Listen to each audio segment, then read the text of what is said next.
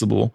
Some people do not act in the best of faiths. True. There's some bad faith actors in this space, and I'm sure in many other spaces. Yeah, because when you mentioned it, I noticed it's not even a Nollywood thing. Yes, I don't say it's a Nigerian thing. It's a human problem. Because this one isn't. What do you mean? Okay, this is the thing. Yeah. I'm sure there's no way you've not experienced it multiple times. Yes. Especially when it has to do with rendering a service. Yeah. It can apply to when you're getting stuff too, but it's usually a service. Yeah. Once money has exchanged hands. Yes.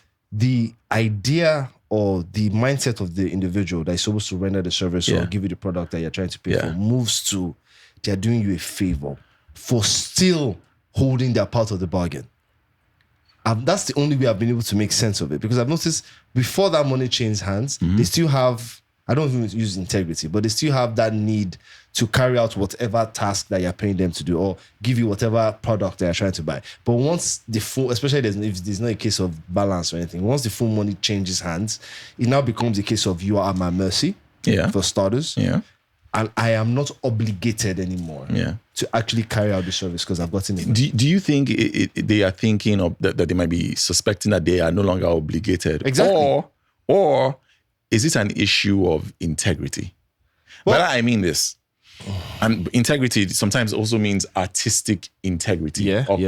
Or integrity in your craft. We tend to not have a lot of that, though. Yes. Yeah. So if I'm a plumber and I've collected your money or an advance to do the work. Yes. And I decide to use substandard equipment and tools and materials to carry out the task.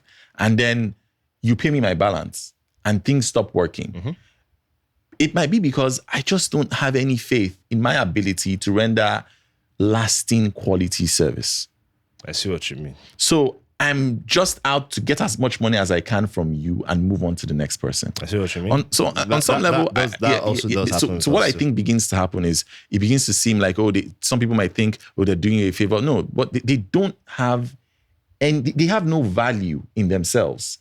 They have no sense of self-worth, or they are not purpose-driven. Okay. So if I'm an actor, short-sighted? Yes. If I'm an actor or I offer a service, maybe as a director, and you call me to direct your film, once you pay me my money and I come on set and I just do whatever, yes. Or I think, what are you going to do? Exactly. That's literally it. There are no consequences. So what could you possibly do? Yes. So I think a lot of people in our space, not everyone, are trying to buck that trend. True. There are a lot of young people who really, really do think they can make a difference, and they can. God bless and their they hearts. do. Actually. And they do. It's just it's like a drop in the ocean sometimes. Yes. And again, you're dealing with habits and things that have become part of our culture. Yes, and things that you have seen other people get away with, and it can be frustrating because what some of these people don't understand is, you're supposed to rent out a space to people to use.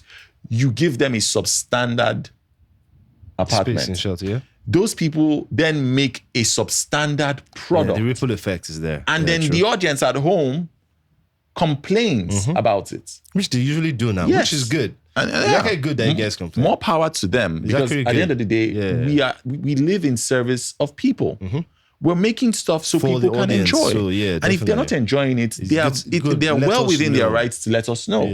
I was just saying something earlier today about he was criticizing just filmmakers in Nollywood that we are never good at taking criticism, whether constructive or not. And of course, the blowback was that is everywhere, which is true. Hollywood, people can be precious. People might not necessarily take your criticism properly, but I still go keep doing it. Yes, but it's two things here though. One, constructive criticism. I know it's easy to say, and not everybody can give it, so they just give what they think they can. This is how I feel, and I would say it, and more power to you. Fair enough. But if you can, give as much construct. Yes, look, this is bad, but you probably don't have to use vile and repugnant language to say that. Even some of our reviewers, I don't understand. You see some, they call themselves film critics or film, and the language language itself is already off right from the bat. Yes. So like, are you reviewing or insulting? What are you doing? Yes. What are you doing? You know, are you trying to help the industry grow? Yes. Or are you just here to pour scorn and bury everything people are working? Which is pretty much another form of cancel culture, to be honest. I don't know that it is. Okay, if there's a film. Yeah.